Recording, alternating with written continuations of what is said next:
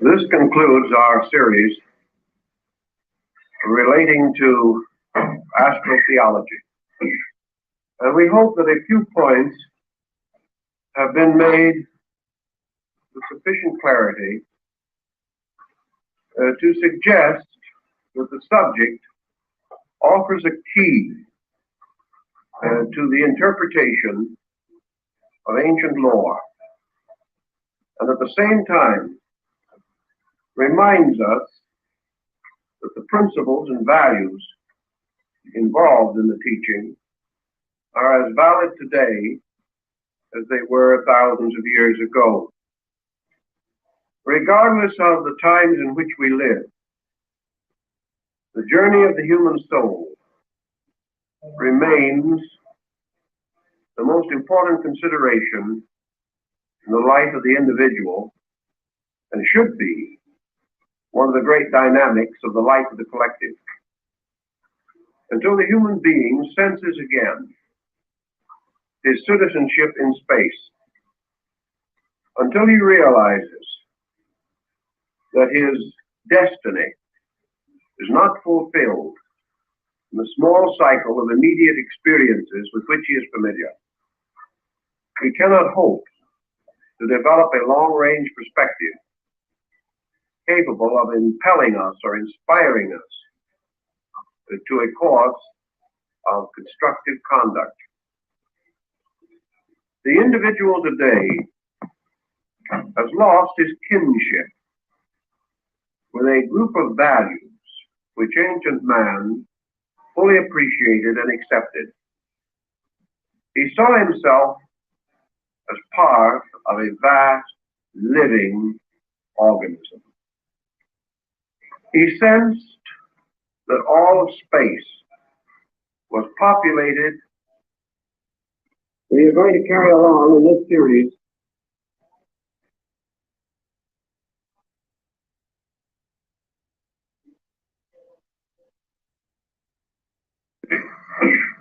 and we hope that a few points have been made with sufficient clarity. The discussion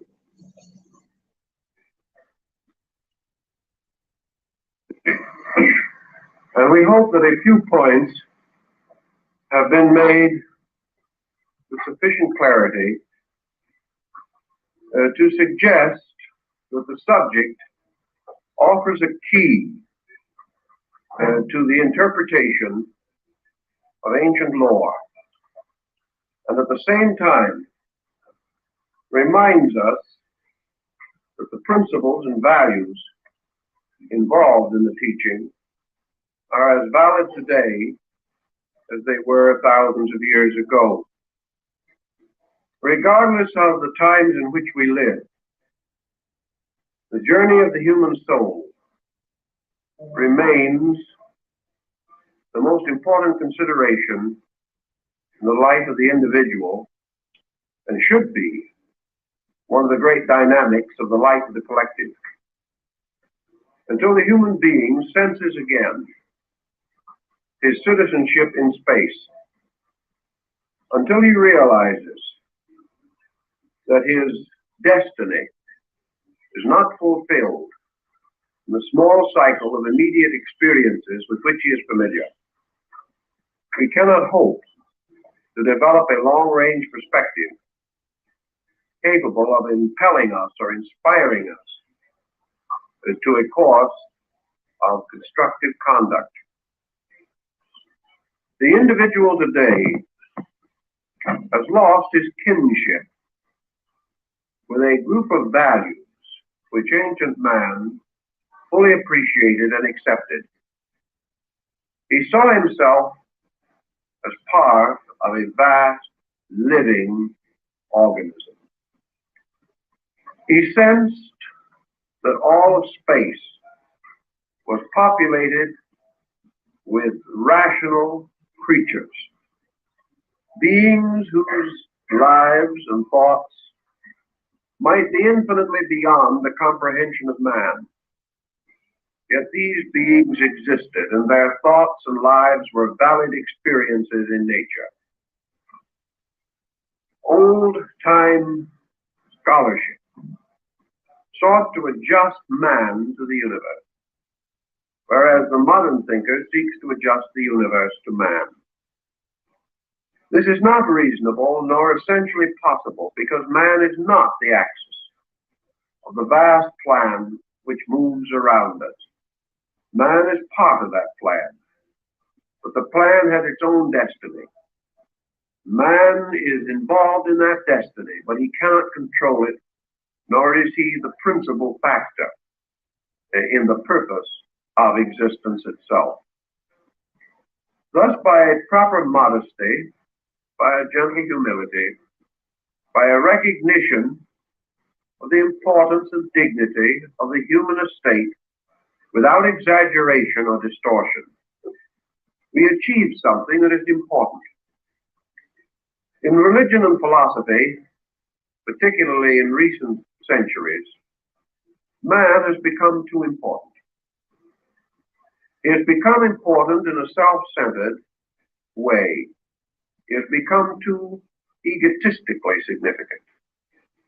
And in the emphasis upon himself, he has failed to emphasize his relationships with the larger world of which he is a part. Until he has proper perspective, he cannot cooperate adequately with any purpose greater than his own personal interest. Now today, even, we recognize larger purposes. We recognize such desirable ends as world peace. We hope to see ultimately the end of poverty. We would like to see universal enlightenment. We would like to have a factual statement of human equality. We look for the time when prejudice and intolerance will cease, and that the individual will live in a better kind of world.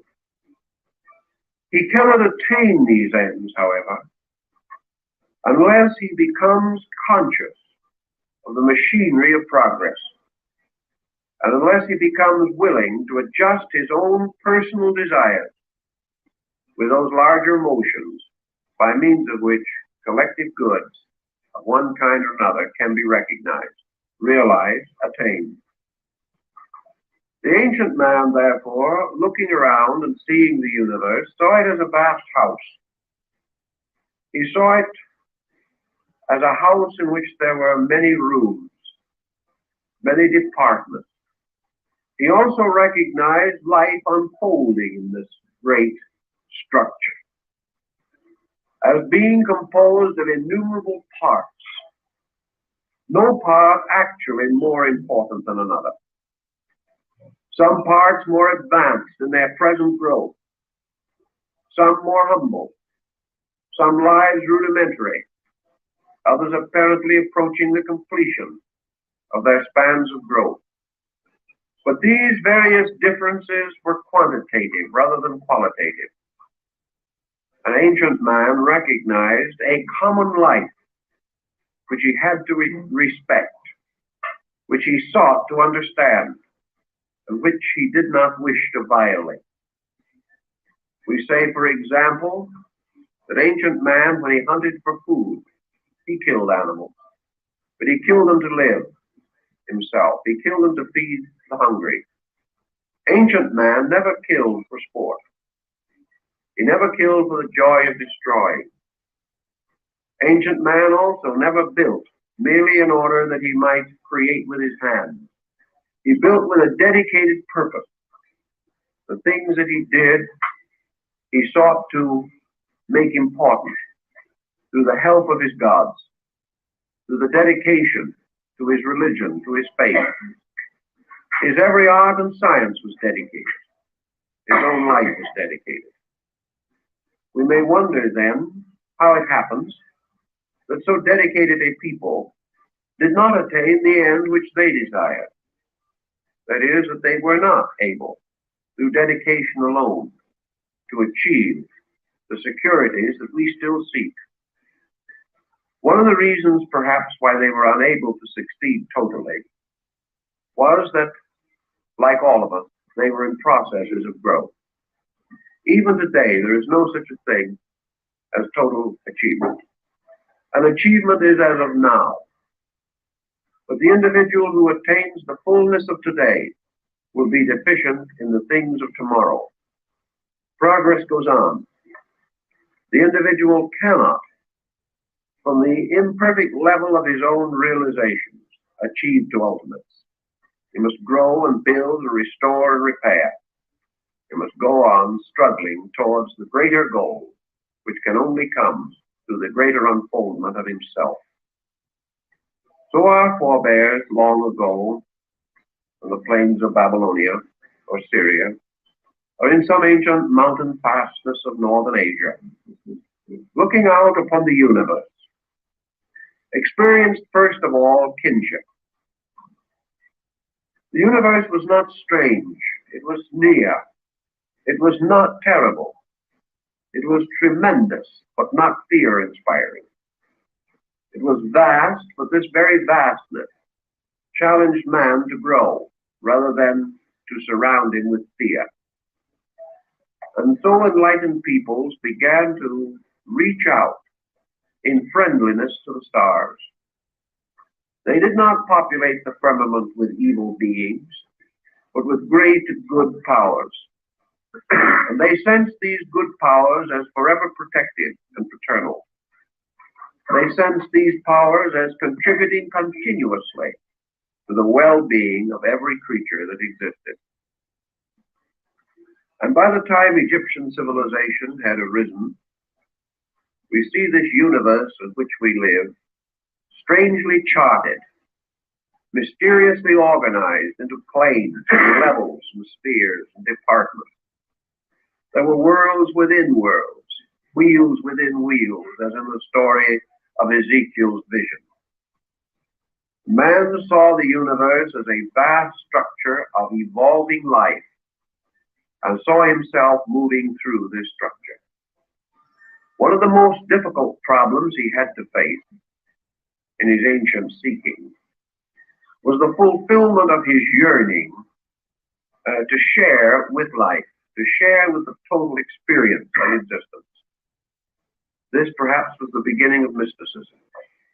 Certainly it was the beginning of man's seeking, when man went forth alone into the night to fast and to pray and to meditate, to ask the presence or ask awareness of the powers which he felt were around him and within him. Primitive man did not believe that all his deities were far above the sky. They lived in the earth and in the rocks around him. They lived in the mountains, in the valleys, in the trees, in the waterfalls. He had this wonderful sense of the nearness of the creative agencies. We've lost this because man finds nearness only to his own kind, or to the strange, complicated world which he himself has fashioned. As a result of this lack of nearness to large things, this lack of ability to go out and simply contemplate and feel, man has become a highly neurotic creature. Some psychologists like to tell us that ancient man was also neurotic. He probably was to a degree. But had he been as neurotic as we are, it is questionable if the race could have survived. Actually, he had, as a medicine for his neurosis, so many beautiful things that we no longer have. Perhaps they were superstitions. Perhaps we feel that we have outgrown them, like the fairy tales of childhood. But whatever it is, we have lost the beautiful. We've lost the sublimity of life, and have locked ourselves in a world of routine patterns, of mediocrities, which neither satisfy the imagination nor nourish the idealism in our constitutions. How we shall understand this pattern in terms of astral theology will require a little understanding of ancient man's opinions and beliefs. Where did man come from? Well, theologies tell us, and philosophies imply, that man came out of a universal state. Like the old poem, he came from the everywhere into the here. The ancient man believed that in a remote period, men lived with the gods, that men were fashioned first in a strange heavenly state. Man had in his constitution something of the divine nature, that he dwelt above the world in a mysterious abode of blessedness. And then he started forth on his journey. And the story of his journey is very much the story of the prodigal son. Man's beginnings in the great cycle of existence have been variously explained. The Egyptians and the Greeks were of the opinion that man primarily sought experience consciously and willingly. These peoples did not have a fall in their theology, as some other nations had, this concept of man being driven out of paradise. Many ancient peoples and most Eastern peoples did not feel that this was true. Man was not an involuntary exile, nor was he punished for original sin. Man went forth as an adventurer. He went forth to conquer the unknown, because such is the nature of man. Such is the nature of life.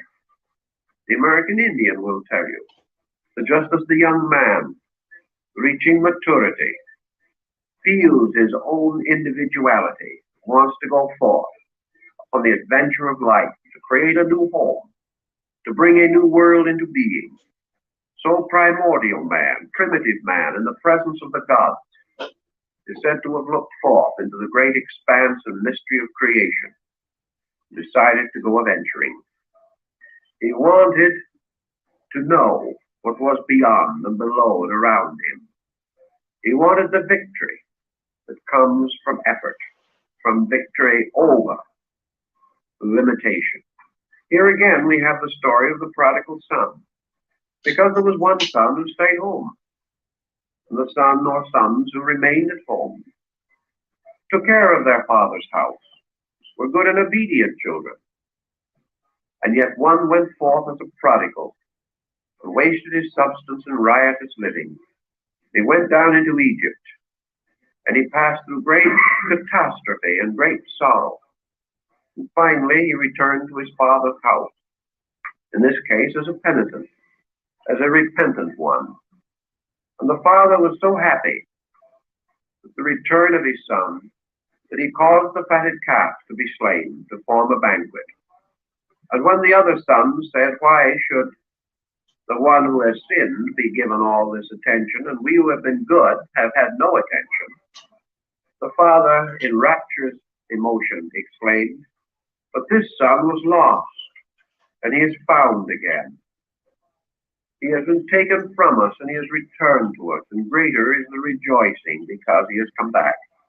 The ancients built on that theme somewhat, with other modifications. They held there was something more important than being happy forever. And this more important thing was to go forth and learn.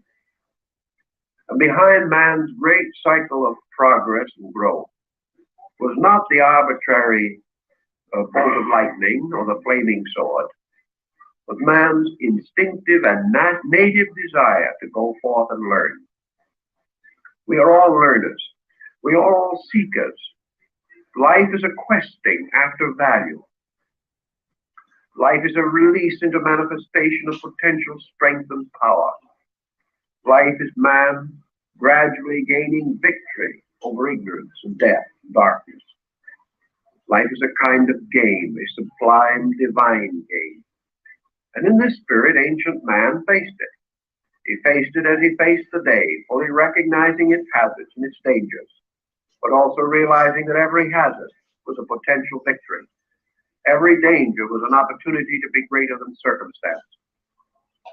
These thoughts then, according to ancient doctrine, sent man into the great mystery of the world, sent him forth out of the state of innocence into the search for virtue, out of ignorance into the questing of wisdom, and out of a static potential into a sphere of dynamic potency, which he had to conquer. So man is out conquering. He has gone forth upon the mystery of self-knowing, of understanding, of gaining all the strength in himself. Therefore, according to the scripture, he will in the fullness of time be greater than the angels. Because the angels did not go forth in this great search for self-knowing and self-becoming. But in the old ways, these various steps that were taken were not regarded as we regard them, as stupendous episodes, as great problems to be greatly considered, any more than the growth of the child was a great problem. It was taught that the child was going to grow up and be a child no more, that sometime maturity would take the place of childishness, and all growth and education and preparation were toward maturity, toward self-integration, towards complete personal acceptance of the burden of individual existence.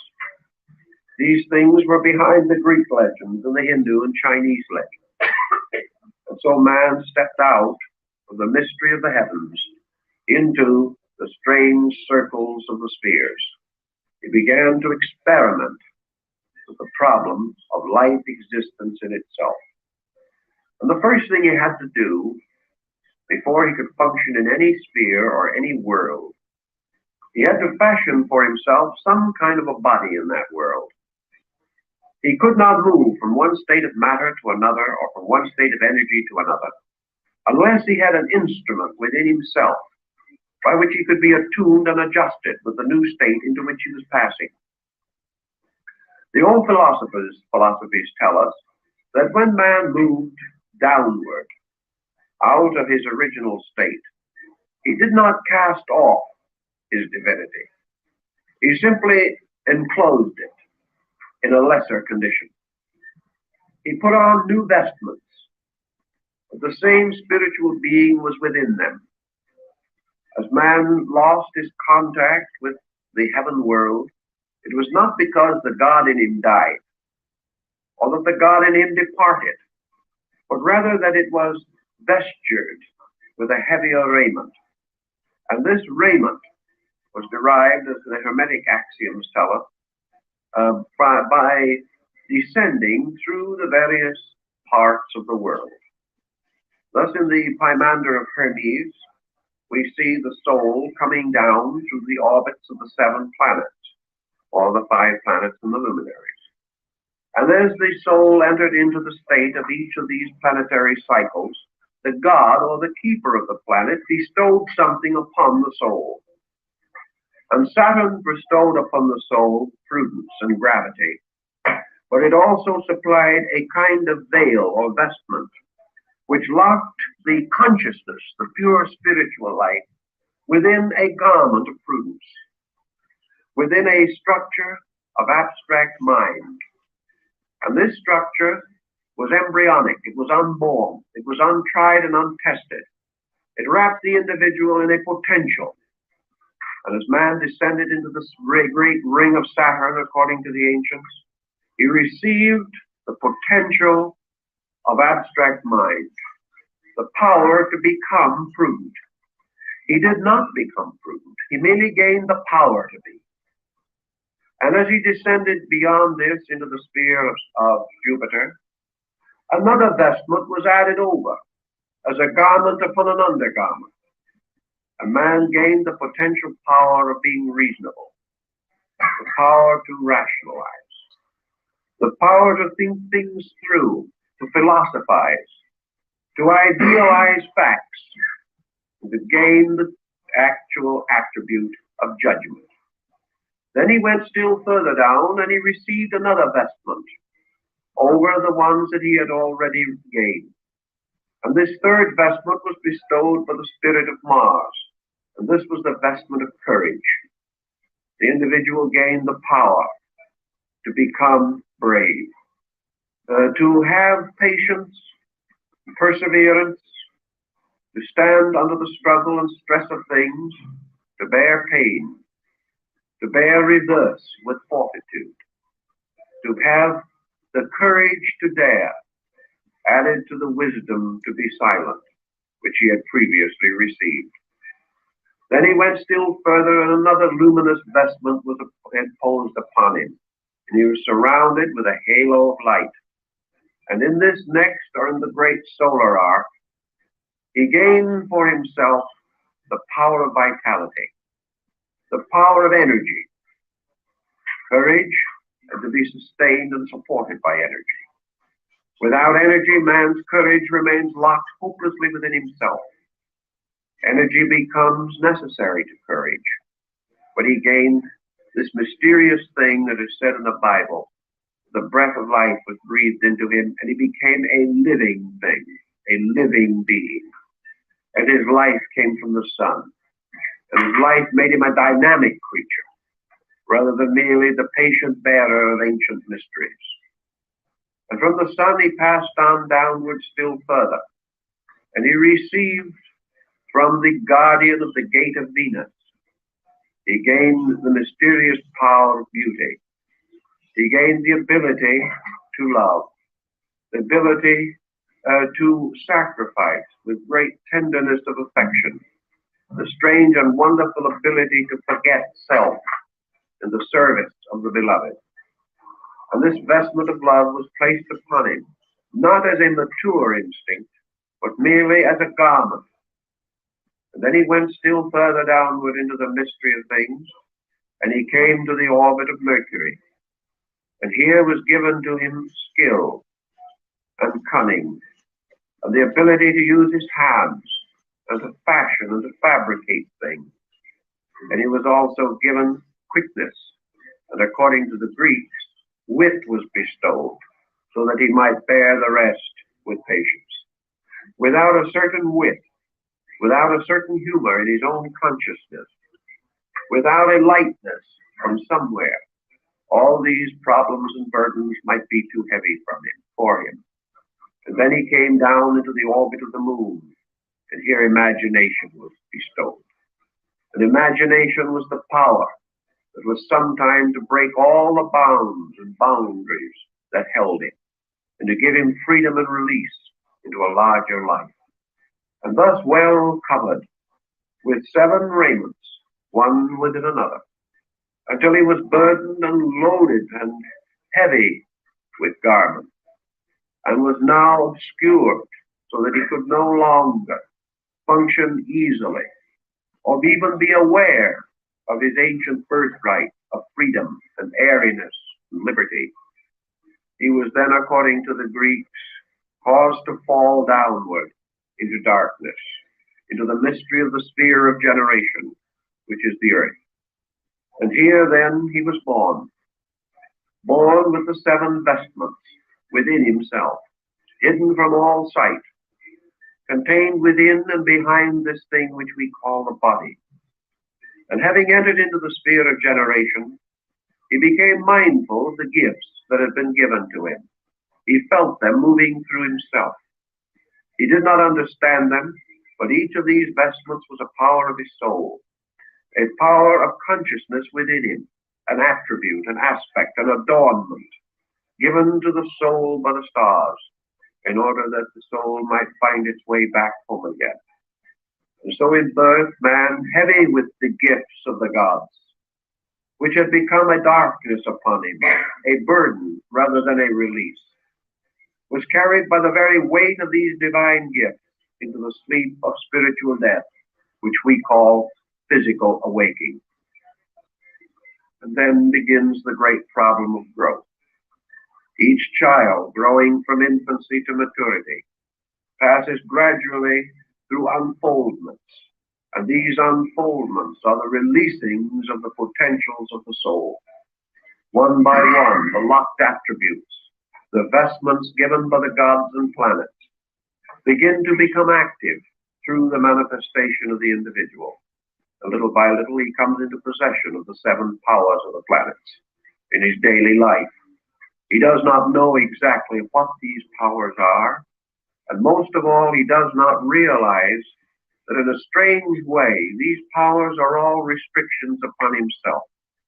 because his pure consciousness has been continuously restricted, and what we call the gifts of the planets are actually limitations imposed upon us by these conditioned psychic pressures and factors. Thus, man, adorned with all these benefits, is really the victim of his own adornments. He is less than he was in the beginning because he is no longer free to express his natural consciousness. So he goes from the cradle to the grave, and in the course of life, he learns to use these various attributes which he possesses on the physical level of life. He gains skill in judgment in some cases, or he becomes prudent, or his courage is sufficient, or his skill is great, or his imagination is strong. His affections may be ardent, and his vitality may blaze forth in the number and multitude of his achievements. But all of these things represent only physical expressions of these attributes. The mysterious vestments, the gifts of the gods, are still locked within him.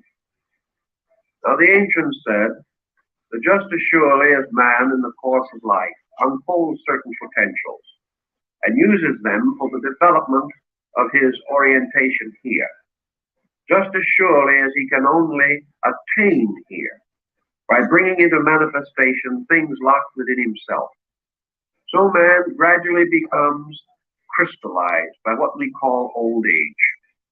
Little by little, these potentials and powers which he has close in upon him again. His prudence becomes over-caution and finally fearfulness.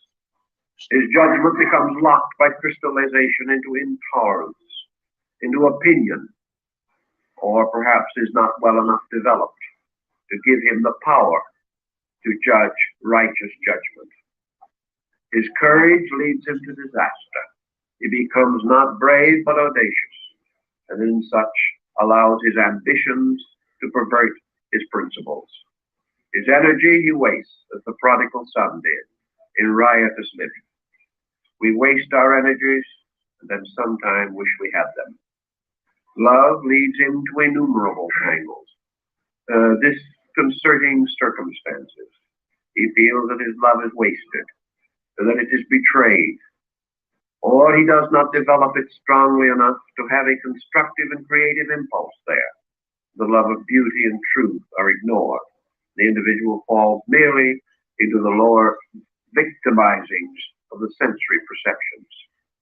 Wit, skill, produce not only the cynic and the skeptic, but skill without understanding gives us a scientific world which is not safe to live in. Imagination leads us into every fantasy and excess, into suspicion, into tyranny, despotism, into all kinds of terror in the night. So one by one, these powers of the soul, which should be blessed, which should give us the full measure of realization, betray us and leave us victim to the excesses which their perversions indicate. Such was the state of man when the ancients conceived the idea of creating the great ladder of the mysteries. This great method of release, not release for this life alone, not released merely for years or for days, but the recognition that what we call evolution is man's victory over all the limitations imposed by conditions upon the unconditioned consciousness within himself. So a great symbolical pattern was created, which reversed the involutionary procedure. Man gratefully and gladly returned to each of the guardians of the spheres the gifts which they had bestowed. He outgrew these gifts. He rose above them. He transmuted and transformed them and handed back the vestments and the adornments which they represented. There are ancient fables in the East about this. The fables of the king who so adorned himself with his jewels and with his wealth and with all the symbols of his honors and dignities, that when he fell into a river, he drowned because of the weight of his adornments.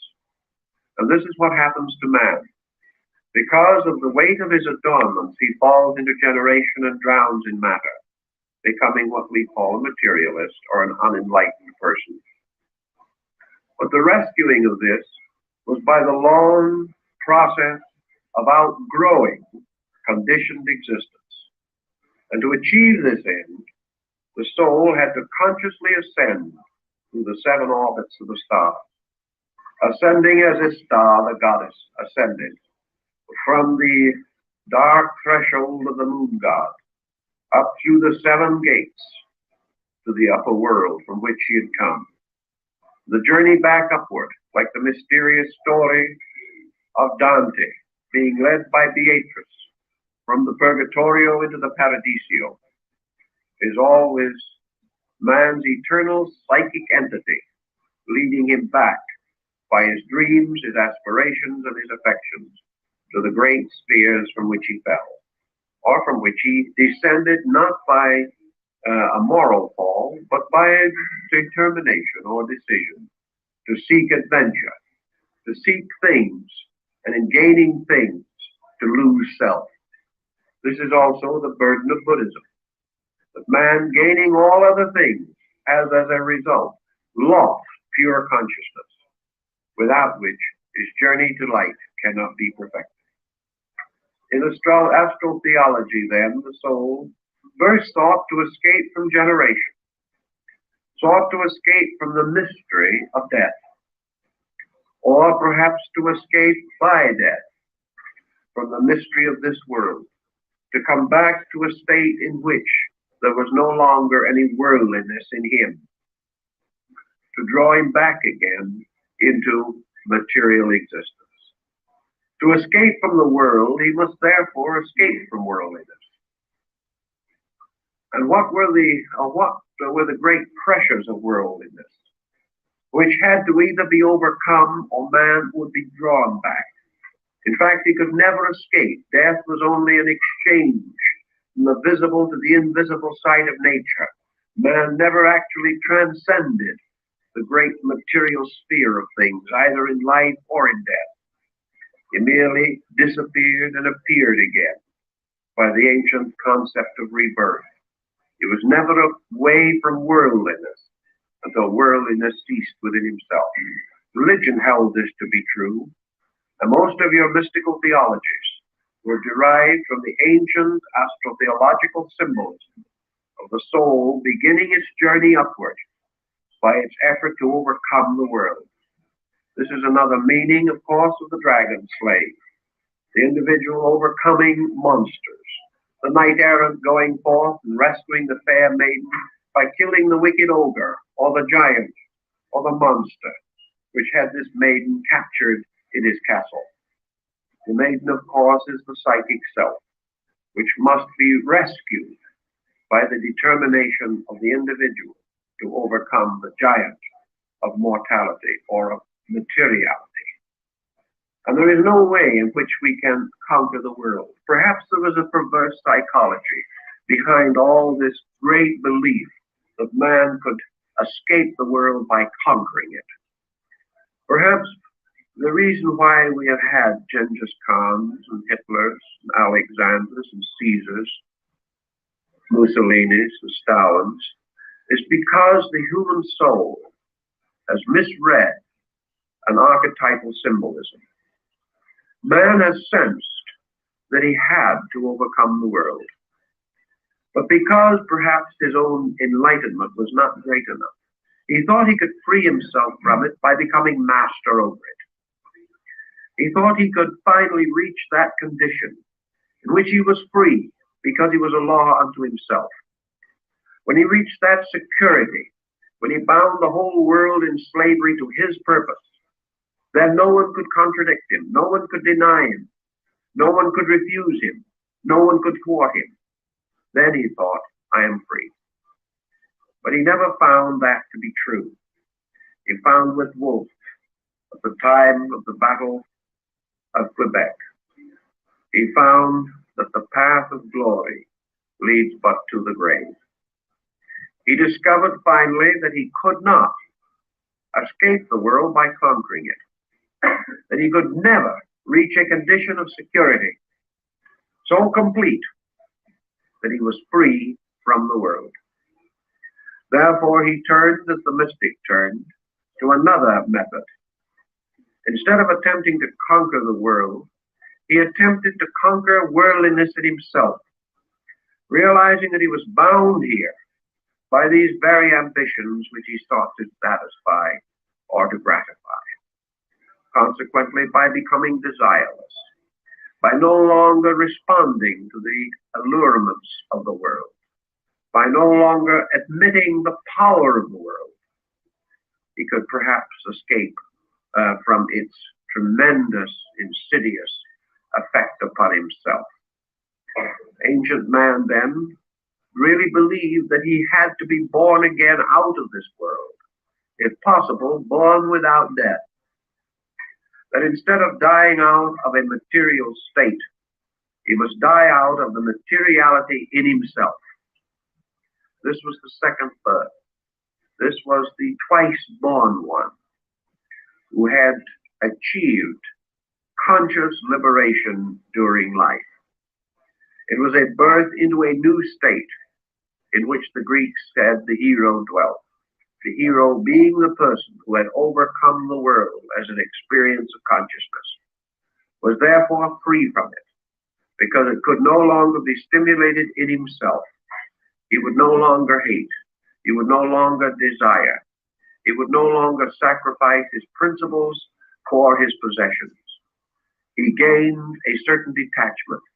How did he do it? Usually by becoming internally conscious in some way of something superior to the world. He could not escape while he believed in the world. But if by mystical experience or by the strange disciplines of ancient esoteric sciences and philosophies, he was able to experience inwardly a freedom from this world, and realize that in departing from it as an experience of consciousness, he was not leaving the greater for the lesser, or the known for the unknown, but rather that he was leaving something that he had outgrown, leaving darkness for light, leaving things that are not true for things that are, gaining more than he could possibly lose, finding himself by sacrificing that which was not his real self. Buddhism taught this in renunciation, that the individual, through inward discipline, gradually relaxed away from the world. And having done so, he passed through the first gate of the mysteries, and was, for the beginning of his journey, a free soul, a soul searching light. And beyond this, he then had to pass through what the ancient Indians might have called the yogas. He had to pass through the levels of the planets, and he had to return to each one of these planets the garment or gift which each had bestowed to him.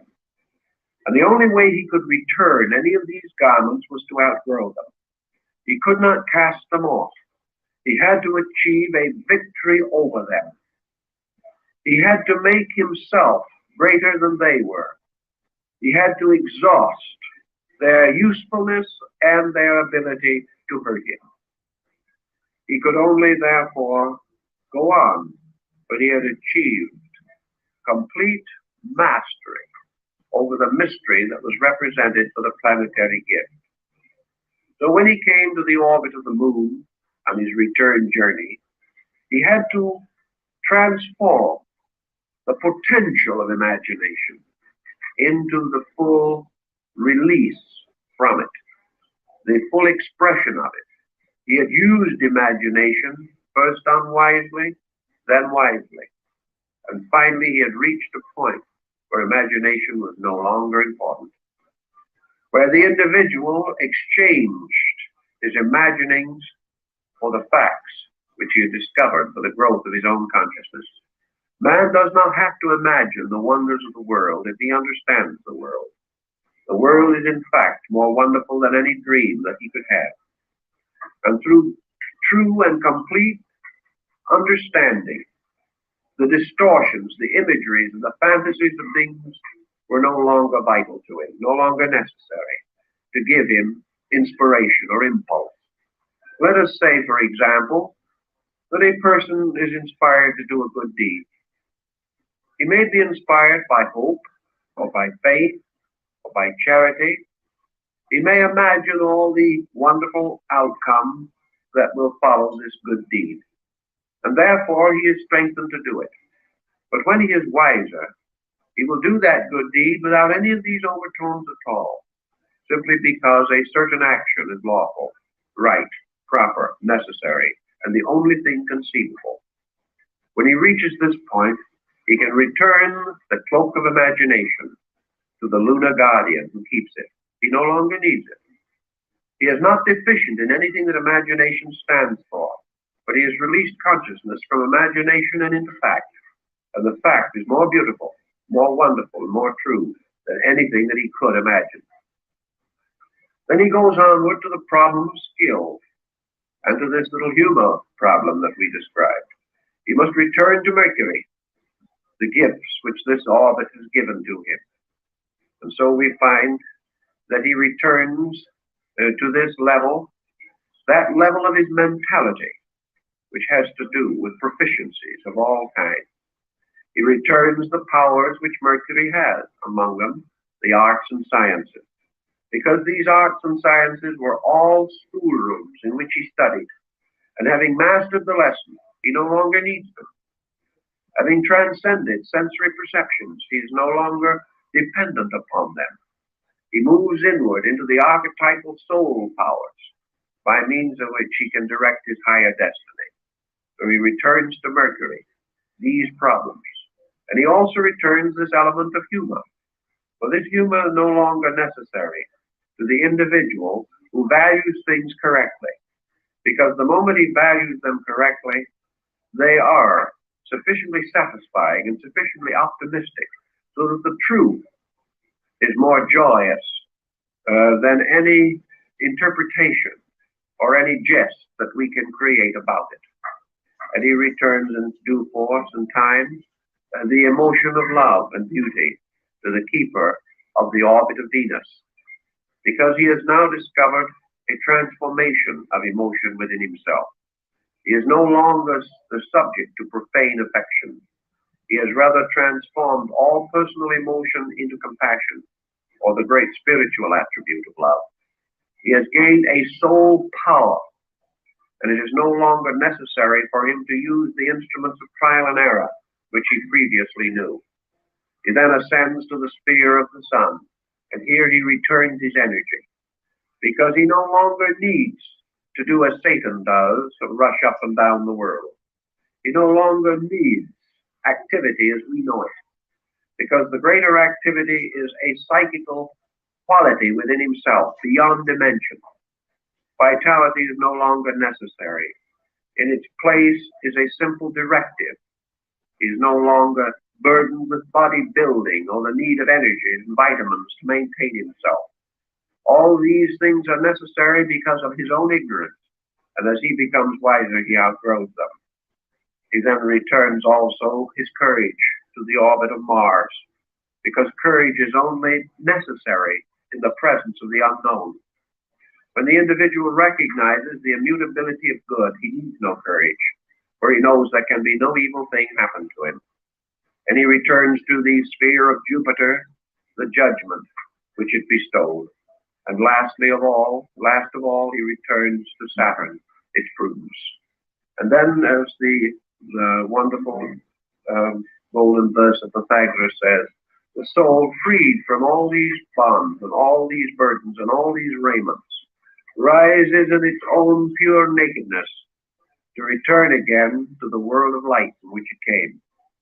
It has, however, passed through a strange experience, a strange transformation, because in the Greek philosophy, the soul that descended in the childish ignorance of the unknown around it and within it. But the soul ascending has ascended by conscious, intentional victory, step by step. So the innocent, childish soul that descended gives place to the strong, mature, virtuous soul that has decided all things and has chosen to cling unto that which is good. Thus the journey of the soul through the spheres. It gives man the power of decision. It gives him the right to choose to be right. And as a result of that, it gives him good destiny. It gives him the right to earn a destiny, which cannot be earned unless all factors composing it are voluntary decisions of his own. The gods could preserve man in innocence, but only man himself, given the opportunity to do both right and wrong, can achieve to the state of virtue, which is the determination to cling to that which is right. So this journey was a kind of initiation, and all your initiation rites and ceremonies of ancient man were based upon this story, based upon man gradually achieving victory over the 7 parts of his own soul, restoring their attributes to the universe from which they came, and resurrecting victoriously from the 7-fold body or psychic entity which contained and locked him within itself. Now in China we have another interesting simile, which was also well known to the ancients. Namely, every time at the service of the fortunate New Year, during the great period of the Manchurian emperors, the streets of the Forbidden City, the great wonderful road of state in Peking, was strewn with the sand of Gobi to connect the imperial city, the vermilion city of the emperor, with the temple of heaven of the fortunate New Year. And here in simple white robe, on the day of the ceremony, the emperor, alone and unattended, walked the yellow sand of Gobi from the imperial palace to the altar of heaven. And here before heaven, he made his offerings. Here he offered himself as the living sacrifice for the well-being of his people. And in this ceremony, it was said that he followed the will or dictates of the ancient emperor Shang-Ti in imperial heaven.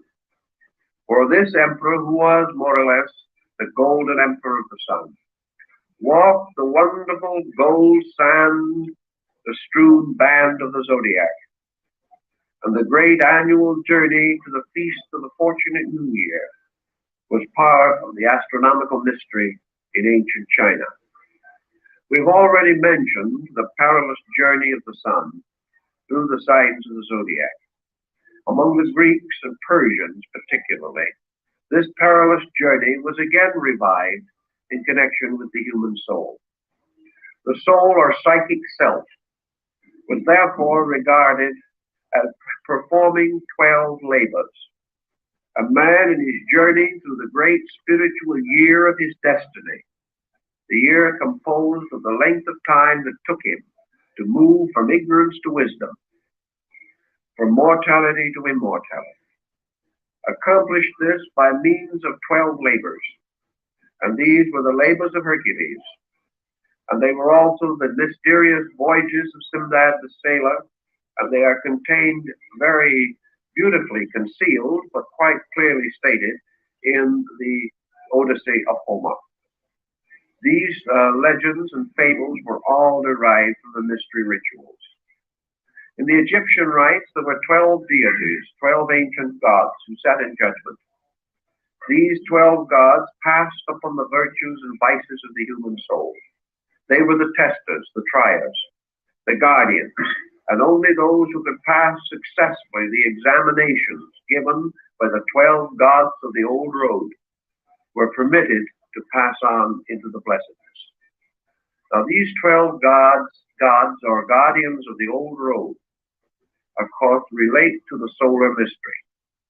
And as man became a little more sophisticated in his astronomy and a little more aware of the mystery of the year, he likened his own spiritual cycle of life to this story of the annual journey of the sun.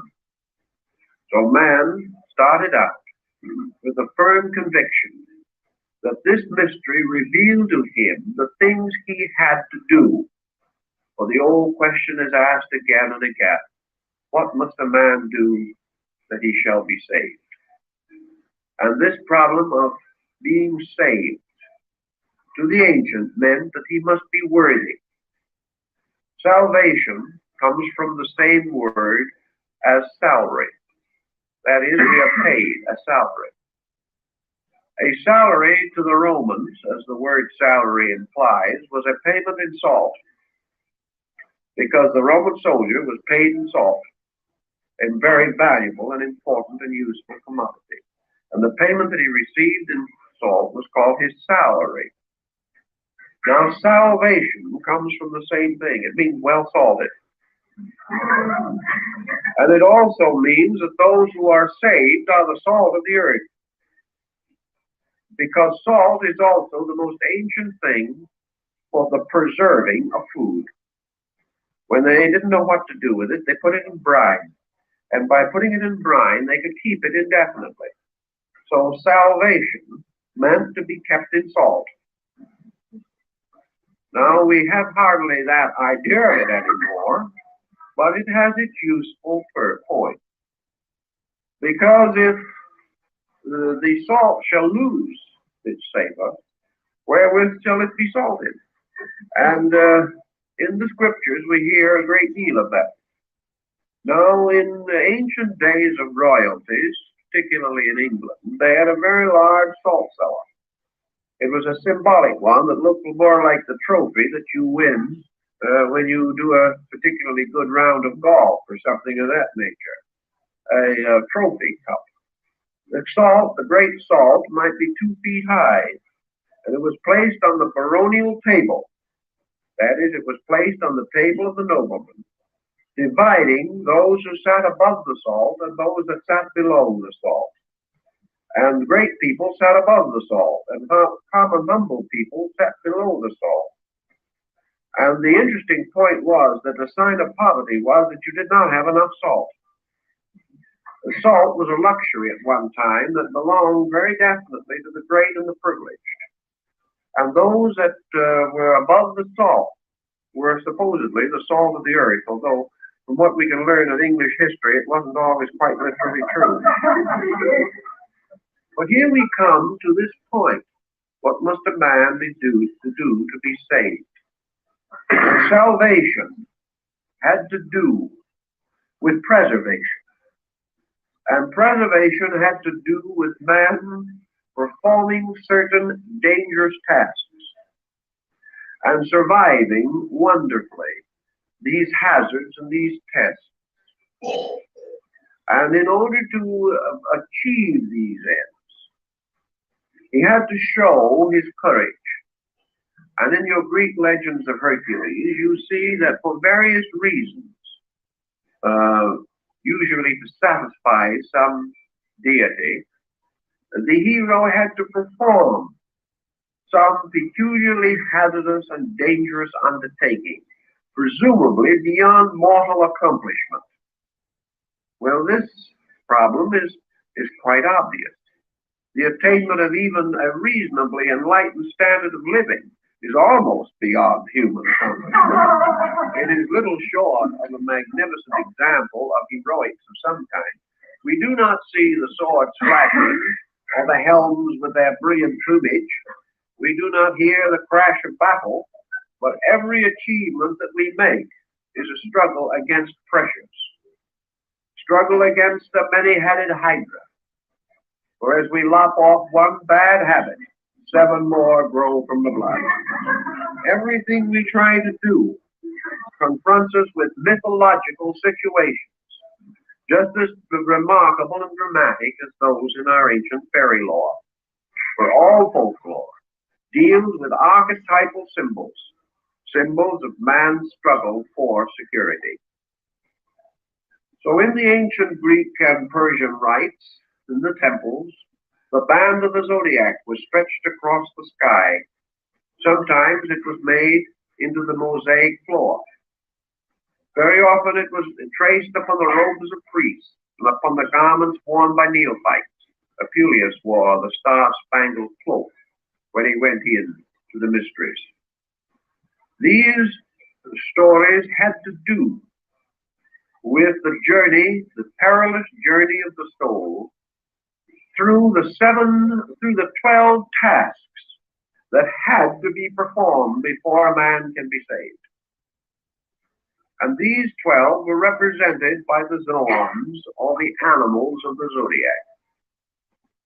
And these animals in turn were each of them an emblem of some ancient law or principle, a hieroglyph, signifying a positive and negative attribute.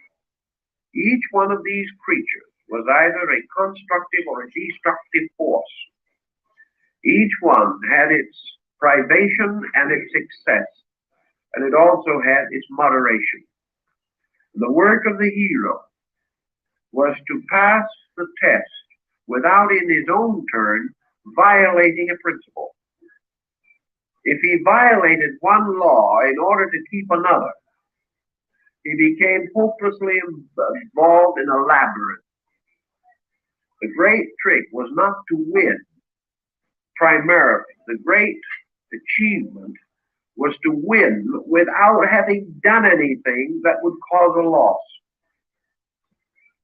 In other words, you could always slay your enemy, but how to overcome him without hurting him was more difficult.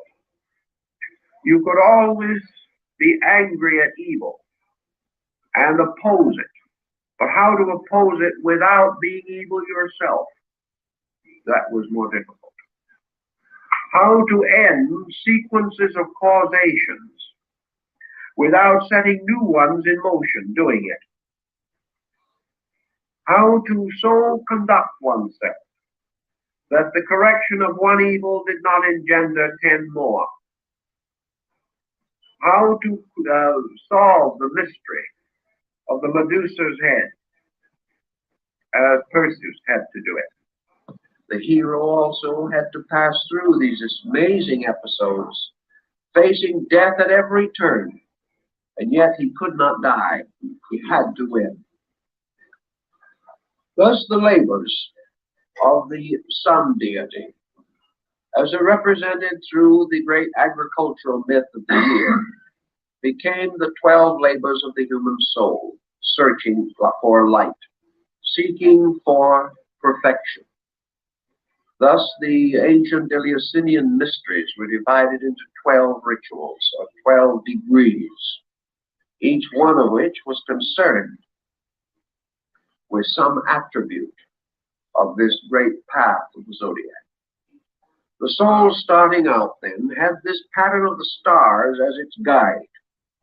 Just as the ancients navigated from the pole star, so ancient man, morally and ethically, navigated his Argos, or his Argonaut, his great expedition on the ship of salvation. According to the map of the heavens, he had to keep the laws of heaven. He had to follow the stars of heaven, and he had to follow in faith, and he had to withstand the tempests of circumstances with a greatness of spirit, or he could not succeed. Much of this is beautifully concealed in the part of the 5th book of Virgil's Aeneid, where we have a further description of the initiation ritual. So we will assume that after all these thousands of years, man still must walk the strange star-spangled road of the zodiac. He does not walk it in the sky, but as he walks it through a series of qualitative experiences in himself. So we will begin now with the sign of Aries, the ram. We've already indicated the religious significance and the great institutions of the mysteries that were created around these signs, so we will not consider them at the moment.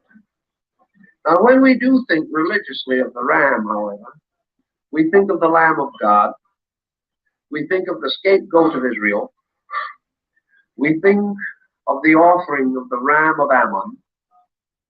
We have many various meanings. The 7-horned ram of Revelation stands out, and the ancient ram's horn which blew the covenant, we also remember, and the ram's horn trumpet of Hindle, which called to the last great war in the Nordic mysteries. This ram's horn cup, in which the Eucharist of the ancient Gothic rites was celebrated.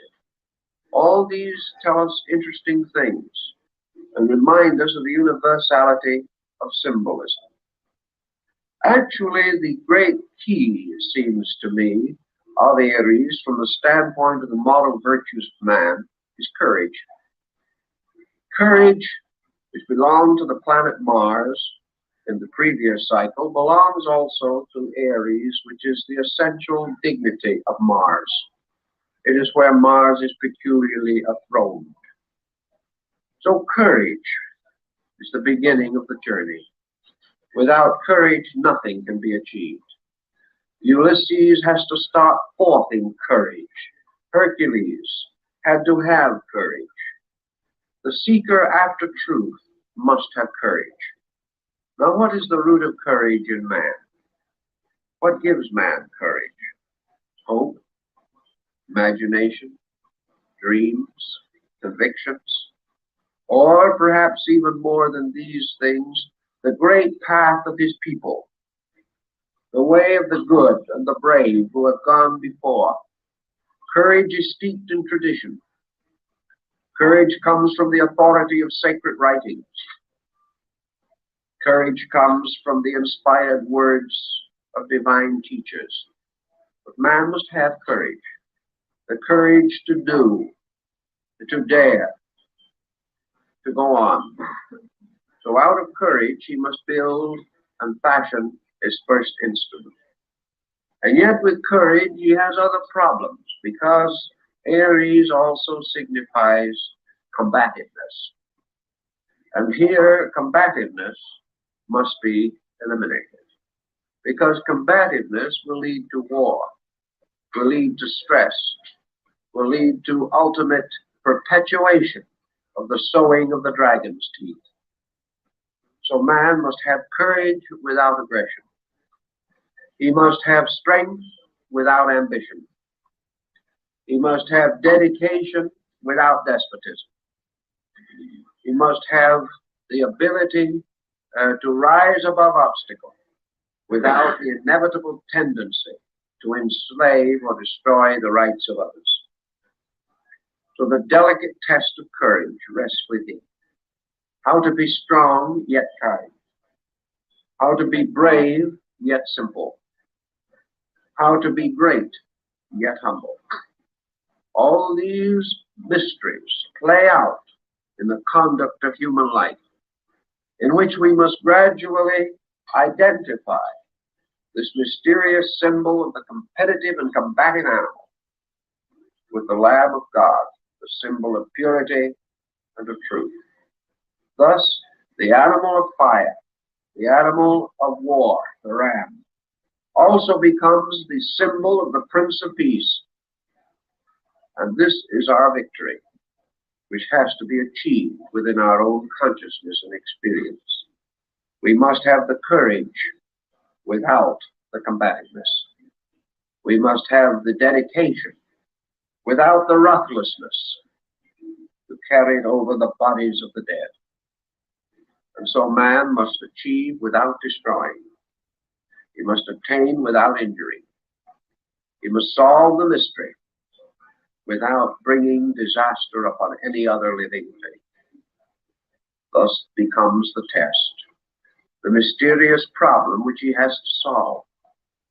And when he has solved it, assuming that he does, or at least that he has solved it as far as he can at any given moment, then he passes on to the second sign of Taurus, the bull. And under the symbol of Taurus, he has that peculiar power of steadfastness. Now, steadfastness is the indomitable determination of purpose. But how can we have this steadfastness without other, less favorable aspects appearing in connection with it? How can we be steadfast and not stubborn? That is the trick. The ancients developed a great philosophy on the individual who could remain true to himself without being untrue to somebody else. The individual who was capable of being serenely purposeful and at the same time not be locked, not be closed, not be held by some false attitude in his own mind. Very much of the loyalty that we think about is only stubbornness. Dedication is not what it always seems to be. It is just habit. It is the individual doing it because he has always done it, and not because it is right. So under the sign of the bull comes this mysterious power, this tremendous power of this creature, the power to go on, to persevere. For like the plodding ox that draws the plow through the ancient muddy waters of the Nile bank, like the same stolid ox that is on the rich man's table, like the ancient Nandi, the bull that rides Shiva upon its back, the bull of heaven and the bull of earth, and the bull which Virgil says opens the egg of the year with its horns. This bull of continued determination must be analyzed morally, spiritually, into motive, and into every conceivable understanding that we can bestow upon it. We must fight and solve the mystery of the Minotaur within its labyrinth. For this was the bull-headed man. Sometimes we say that people are bull-headed, and we are not referring to the Minotaur in most cases when we say that. We are referring to an objectionable stubbornness. And yet in the midst of this symbol of the labyrinth, in the ancient Greek legend, the labyrinth of Crete, the labyrinth of the ancient temple, palace, here we have the world with all its strange and tortuous passageways and chambers, ruled over by the bull-headed symbol of stubbornness, arrogance. Look around you. Everybody knows he is right, and everything goes wrong. We can get an ear for very little. Everyone is determined to protect his own interests. Everyone has closed his mind to that which differs from it, and each, smugly entrenched behind his own defenses, is concerned primarily with the security of himself and his group, and with old prejudices and unchangeable crystallized attitudes. We seek desperately to prevent the growth of tomorrow or the survival of today.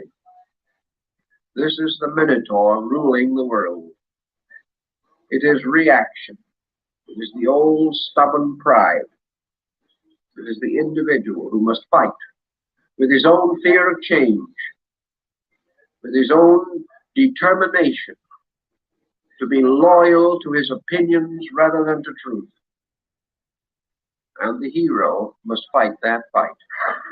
And it's a great fight, and everyone doesn't win immediately. Now, the third side that the soul is confronted with is Geminis, the twins. And here we come into a very intriguing problem, the problem of psychological polarity. Here we come into one of the strange things that is most obvious in the human mind. The more stupid a person is, the more certain he is. The more thoughtful he becomes, the more uncertain he becomes. And you take the comparatively thoughtful individual and you say, I want a yes or no answer. You'll have a very hard time getting it. You will get the famous political answer. Yes Then again, no.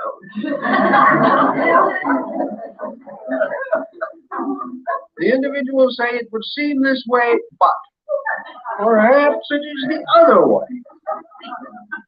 Why? Because we pass through a period in which, as someone said, we become broad-minded but a little flat-headed at the same time. We mistake uncertainty for generosity. We like to think we're liberal, but the fact is we do not have the answer. And because thoughtfulness gives caution, we have lost directive in a great many instances. So everything in life is polarized. And we have the various Aristotelian techniques of either and or. We have the individual who, departing from the evil, would cling to the good, but has already established a polarity that has destroyed truth. We have persons seeking the soul against the not so, only to discover tomorrow that they were wrong on both counts. We have the individual who tries to judge fairly, but fails because he does not know the facts involved on either side. We also find the individual who tries to help, but fails to help because he does not really know what is helpful. And wherever he would be helpful, he is capable of harm. The polarities go back and forth. So this side of Gemini represents mental division within the individual. Mental division leads to disillusionment, skepticism, cynicism. Mental division also leads to weakness, and it leads to the elevation of the functions of the mind above the purposes of the mind. We develop the thinker for the sake of thinking and not for the sake of the thought. We develop the individual who writes beautiful words but never means anything. We hear or see the grammarian who can construct a sentence perfectly, but the sentence never contains anything that will change the course of history. It is skillful but not purposeful.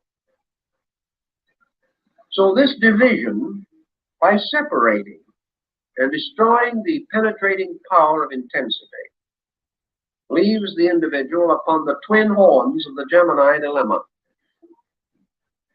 He is unable to determine anything, or he is locked in the polarized conflict of things.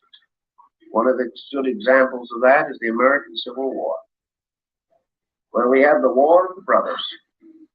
In ancient England, Lilly said that the United States was under the sign of Gemini, the twins. And we had the War of the Brothers. It is now nearly a century since that war, and yet we're still fighting it. And we're still struggling over it, and we're still trying to figure who was right and who was wrong. And we have a great many people who do not care who was right or who was wrong. They're on the other side, whichever it may be. We cannot let it die. So Gemini gives us another thing. It gives us this division, it intensifies prejudice, and then it never lets anything die. It keeps on fighting the war after everybody's dead. It keeps on winning the argument after everyone else has gone home. And it keeps on trying to figure out how it could have won the argument for days after it has lost the argument. Division. All this seems perhaps a little on the flighty side, but underneath it, there's a principle here.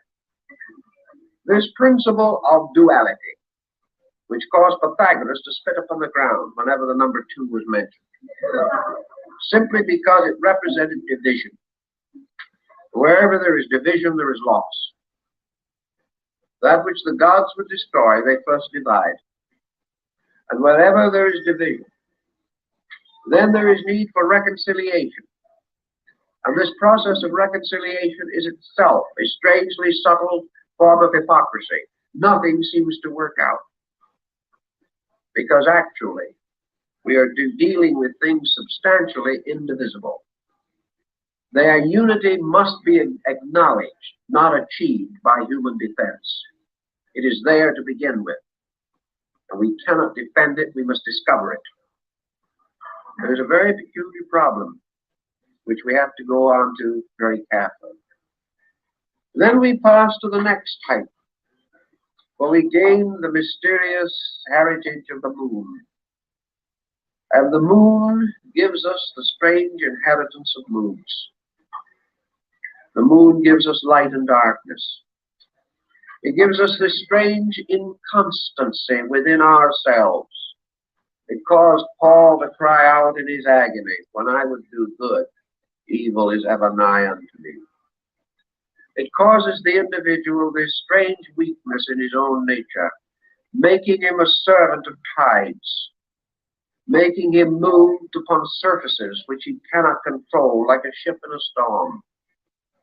And this strange moodiness of man, the mood of greatness and the mood of failure, the inability of the individual to depend upon himself, the inability of the individual to rise above the pressures of his own passing moods. So the hero must master his own moods. He must master the inconstancies by which one day he is for and another day he is against. He must pass beyond those moods which weaken him in time of need, moods which mean that his total resource is not available to him at any time.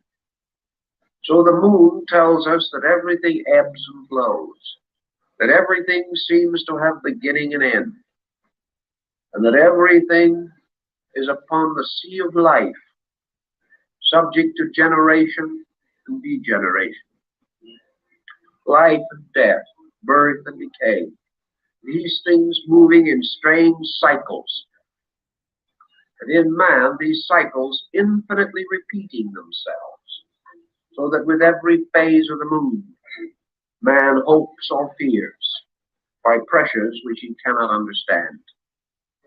Thus man, fighting the moon, fighting this struggle within himself, is fighting the inconstancy of himself, fighting the insecurity in which he cannot depend upon his own nature to stand behind him. He must bring his own nature into line. He must conquer the shifting rays of the moon's phases. He must gain the ability to keep his light even when the moon becomes dark. So the moon has always been the symbol of the lesser light. It has been the symbol of man's hope, dream, faith, one moment strong and another weak, increasing, waxing, waning. And here man seeking constancy, seeking mastery over the excess of his moods, so that he shall do no thing too much nor too little, watching himself against the pressure which forces his idealism into vanity, forces his dedication into fanaticism, forces his determination to serve into hypocrisy simply by pressure. Because pressure can cause an individual to say the end justifies the means. The moment he has done so, the madness of the moon is upon him. Now after this situation, he meets the next struggle, in which he must overcome the lion and perhaps clothe himself in its skin. Yet in the ancient legends, he must slay the lion without a weapon. He must slay it with his bare hands, and he does so by breaking its jaw. This is the story of Hercules, and also the story of Samson. Now the lion is the home of the sun, it is the sign of energy.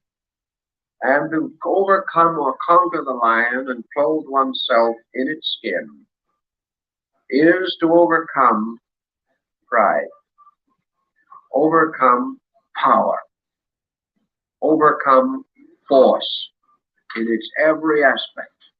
For there is scarcely a moment in our days when we are not tempted to do something a little more strenuously than the ethics will permit.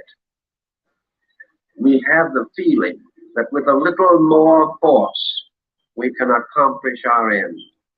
We can overwhelm our adversary. We can sell that merchandise which he does not want. We can force. We can use energy, not for our own advantage, but for the disadvantage of someone else. And the moment energy transcends its natural usefulness, it becomes like gunpowder. Gunpowder may help to blast a dead stump out of a farmer's field, but it has also laid the world waste with war. Atomic energy may give us new sources of light and power and warmth, motion, but it can also wreck us. So that power within the individual, if harnessed to conscience, if bound to consciousness, as in the ancient fable of the young maiden binding the lion's jaws with her handkerchief, an ancient figure found sometimes on tarot cards. If gentleness can hold the power of the lion and the unicorn, we then understand something that is very important to us, namely that nothing that is good shall ever be attained by force. The moment you use force, the force becomes evil. Yet it is life without force, energy without pressure, action without aggression. These are the secrets that the ancients tried to tell us must be conquered and mastered and understood by the soul as it walks along the other road, offering itself as a gift to heaven. And we go on to the sign of the Virgin. And here we come to one of the most ancient symbols in the old zodiac system. And we find it curiously associated with one great keyword out of antiquity. The conquest or the mystery of the Virgin, the capture of the girdle of the Amazon, has to do with the mystery of service. The crest of the Prince of Wales in England is taken from the ancient Germany in I serve. These were the last words of Kundry as she fell dead at the foot of the Grail. I serve. Service becomes one of the great problems of the labor.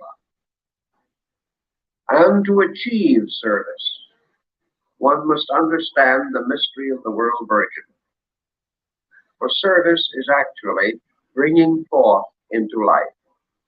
That is the meaning of service. When we serve, we bring something forth into life. When we serve the need of our friend, we help to bring that friend forth out of darkness into light. All service is releasing life.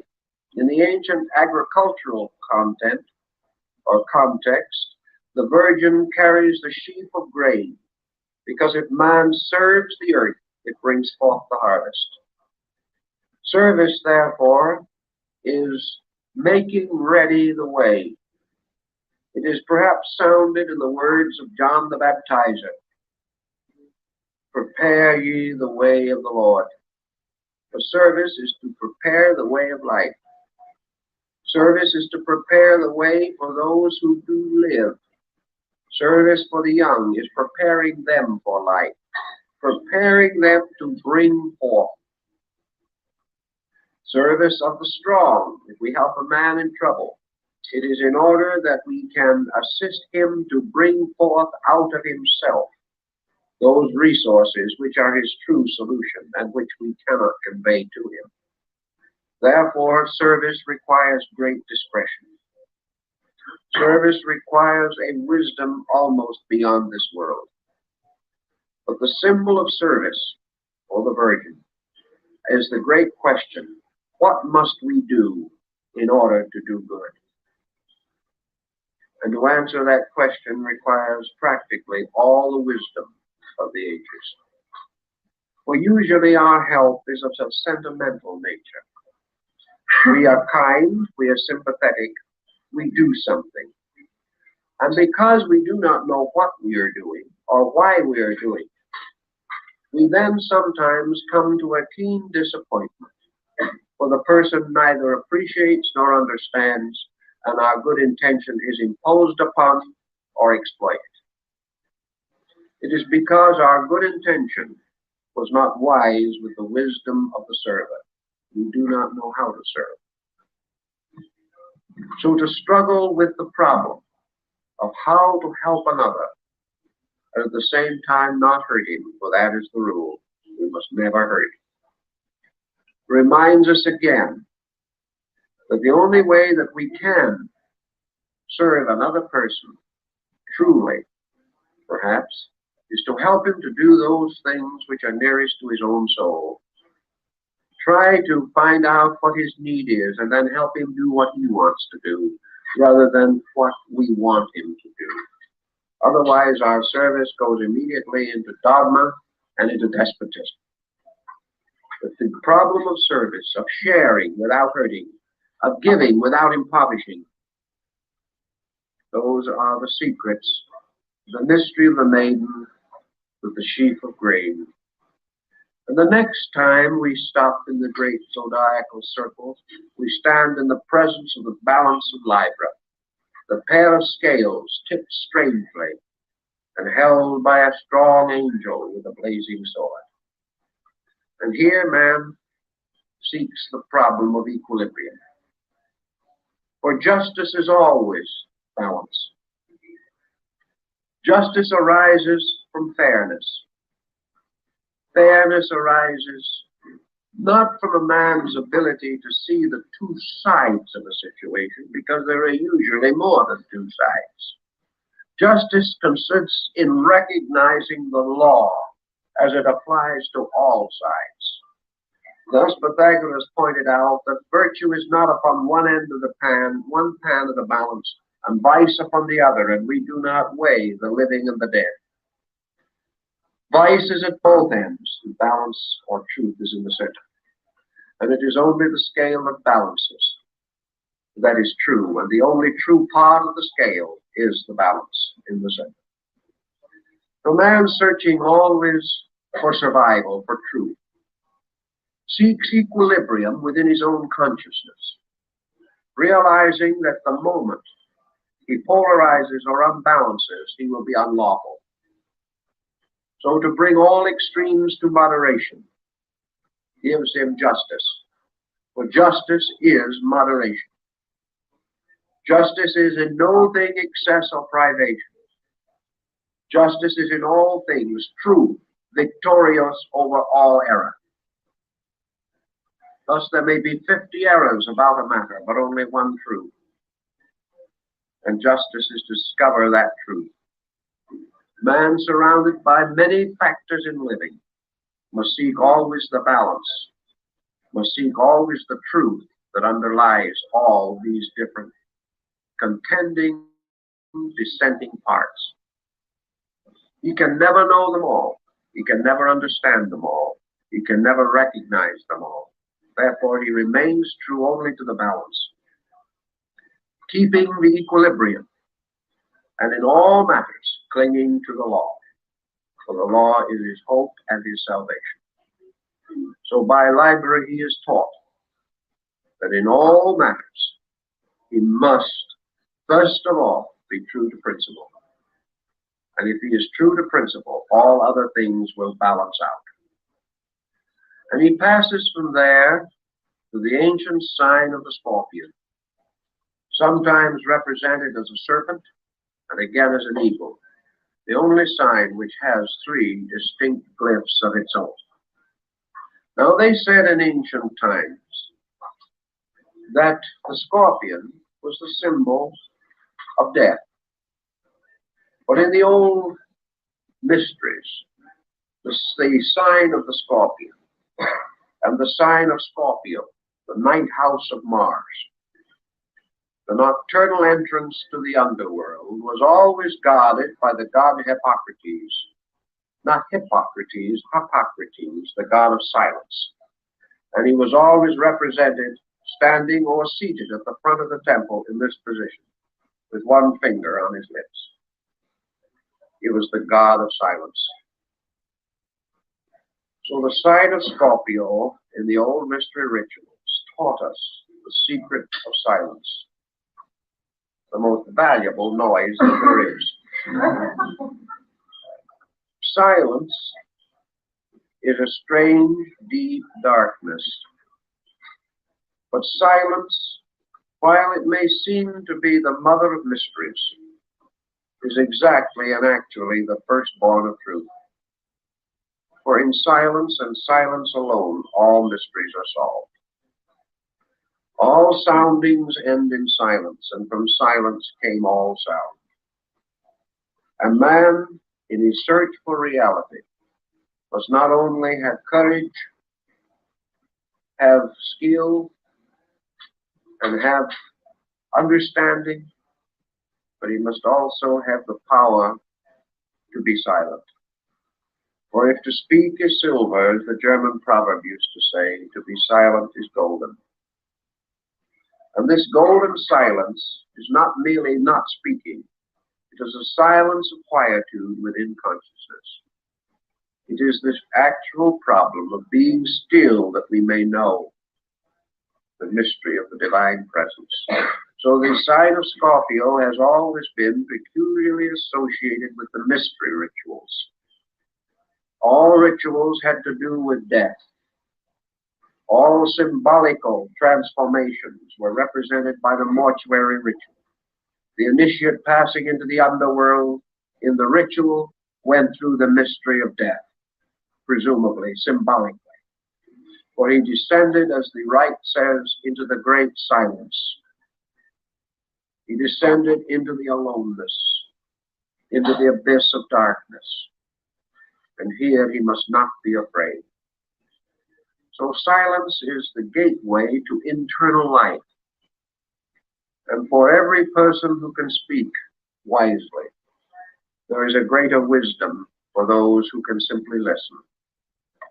Strangely, the power to listen is greater than the power to speak.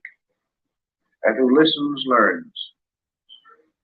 Who speaks knows only about himself. Thus, in the ancient rites, the search for silence was the ability of the person to remain eternally receptive and observant, always able to accept, and never interrupting God with his own voice. For in the mysteries, to speak is to interrupt God, but God is the infinite truth abiding in the silence. And when our speaking gets too loud, we cannot hear the voice of the infinite. So to be quiet, to be receptive, to conquer sound in our own souls, to seek silence. This is to pass this mystery of the scorpion.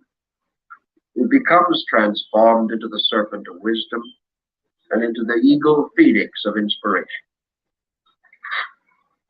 Now the ancient sign of Sagittarius was the old sign of aspiration, but it represented the old centaur, who's the teacher of Archimedes. It was therefore the representative of nature. It was representative of the universe. The centaur is the universe as man's instructor. Therefore, out of the many levels of powers of natural process come the instructions which are to serve man, and the great instructions are religion, philosophy, and science. And the centaur represents these, because he is born out of the threefold mystery of the universe, part human, part animal, and aiming his shaft at the stars. So in this particular mystery, in the search of the soul for reality, the centaur represents instruction. Now, instruction is a strange word. What shall a man learn? How shall he learn? How shall he know when he has learned? The ability to receive instruction, said Socrates, is first of all the ability to accept reproof. The individual is hypersensitive to any criticism of his own thinking, who is unable to change his own attitudes, who considers it more important to remain the same than to accept guidance, has not learned the mystery of instruction. For instruction, as Emerson points out, is the inevitable consequence of the enlightened human being's contact with nature, whether it be human nature or universal nature. From every other human being we can learn something, for this human being may be only of our own kind, the animal body of the centaur. But yet there is not a person who lives that does not know something that we ought to know. In the same way, we can learn from every branch of knowledge, not only its immediate instruction, but its great message, the message about universals. And we can see that all knowledge flows from the great fountains of universal consciousness, and that sky and earth and air are forever teaching. So the sunrise and the sunset are our instructors, and that everything that happens as a message, adversity, sorrow, problem, responsibility, these are the teachings of the centaur. For the centaur is life and nature, teaching us to become heroes. And some will reject the teacher because the body is that of a horse. Others will say that the teacher itself is only an imperfect creature rising out of its own darkness. But nature is that. Nature is a god with the body of a horse. And nature is the teacher. And it is teaching us both human ways and divine ways. It is teaching us both the mysteries of our animal existence and of our universal state. To be receptive and to recognize instruction, and to see the universal teacher in the simplest of our friends, or perhaps in our own children, is to be able to know instruction. And beyond the sign of instruction lies the ancient symbol of Capricornus, the sea goat, dedicated to the two cities of Babylon and Nineveh, one upon the top of a mountain and the other by the shores of the sea. Part fish, part goat, and the infinite symbol of man's eternal prudence. For in all things, man must be prudent. He must be forever mindful of the dangers of excess. And he must realize that even a virtue overworked becomes a vice. He must search for temperance, which makes prudence natural and reasonable. The prudent individual is the one who neither overestimates nor underestimates, thinking that neither that he is stronger than nor weaker than himself. So prudence has about it self-analysis. And the sea goat tells us the story of man's prudence, guarding the higher and lower parts of himself, derived partly from the sign of the mountain and partly from the sign of the valley. The sea goat becomes the symbol of extremes, which must be bound by prudence. Man must not ascend too high, nor must he fall too low. For when someone asked Aesop what was the work of the gods, he said, the labor of the gods is that they are forever raising up the humble and are forever casting down the great. And this is the problem of prudence. Man must never rise too high. Man must never fall too low. And whatever direction he seems to extend, he must forever search again to control the consequences of excess. Coming back to prudence. Prudence which causes him to grow no more rapidly than he can. One of the commonest problems of imprudence in growth is the person who, overestimating his own attainments, rushes forward and takes upon himself responsibilities and duties too much for his knowledge, and then finds reverse or tragedy. Never overestimate yourself. Never underestimate your adversary. Never overestimate what you know or underestimate what you do not know.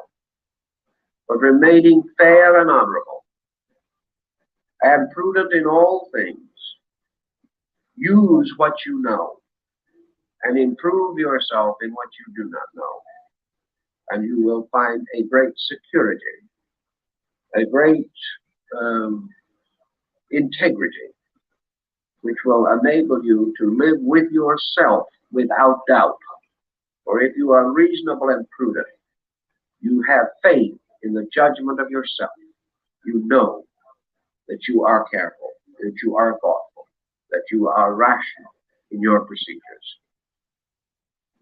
Now the 11th sign is a water bearer, carrying upon his shoulders the canoptic jar from which pours a strange stream of electrical energy. And the symbol that this carries to the truth seeker in his effort to grow is the eternal recognition that it is the desire of the truth seeker to build better worlds and better ways for others. Therefore, this side is curiously connected with aspiration. An aspiration is a strange quicksand. Again, man must fight the orreries of illusion, for wherever there is a virtue, there is an illusion twisted around it.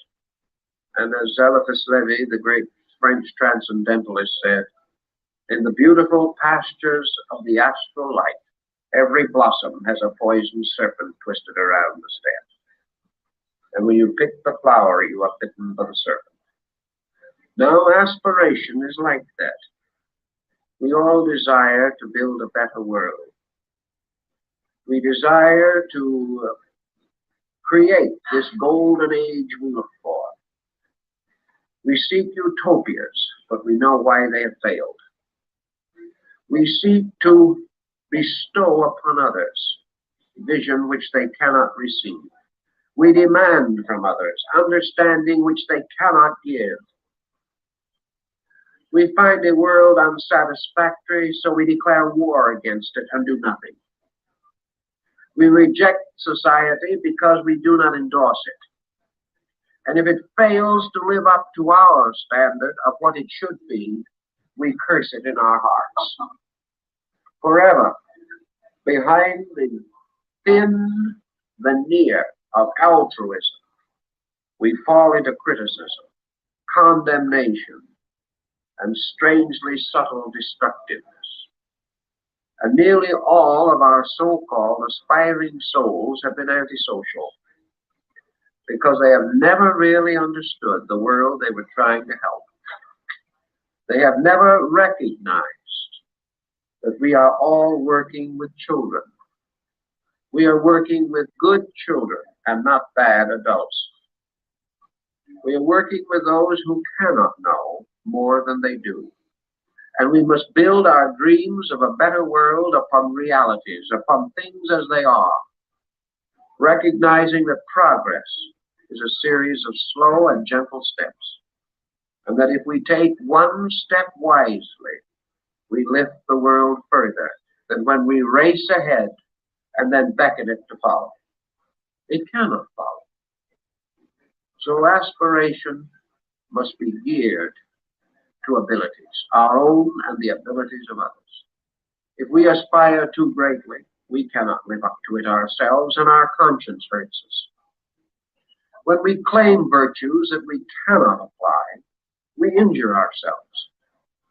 So our claims should be more modest, and we should always aspire to the next thing, moving one step and realizing that the great journey of life is a trip which is made up entirely of single steps. When we so understand, we are then able to bear all things with that virtue which comes under the mystery of the fishes. For in ancient times, the fish was sometimes called the symbol of the poet. And the poet, of course, is always the one who buries an empire. He is the one who writes the funeral odes to the glories of all other things. But the poet also becomes the symbol, in this case, of patience, a virtue man has much trouble with, and also of humility, which is easy if we are patient. But patience, humility, and the poesy of high verse belong to this side, for its purpose, its real reason for existence, is that it teaches man the mystery of enduring. For in the side of the fishes comes the deluge that wipes away all things, but beyond the deluge there comes a new heaven and a new earth. So the side of the fishes is always waiting for the resurrection. It is that which, having planted the seed in the earth, must wait patiently for God who doeth the works.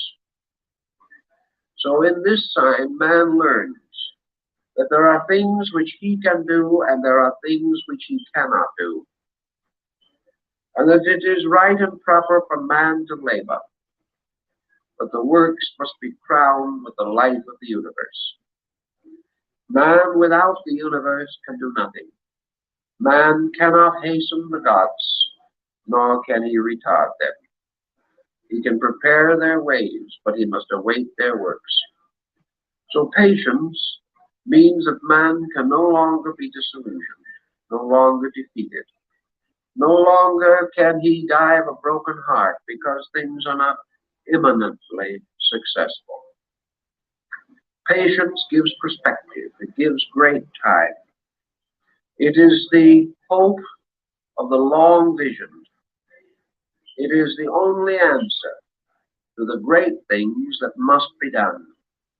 For these things must be fulfilled in the fullness of their own time, and not according to the hopes and ambitions of mortals. So patience and humility complete the signs where the road began with courage, and all courage ends in patience, and all strength must end in humility. And then the great cycle begins again, for humility reveals the courage and gives birth again to the beginning of things. For from patience comes a strange kind of courage that is not of this world.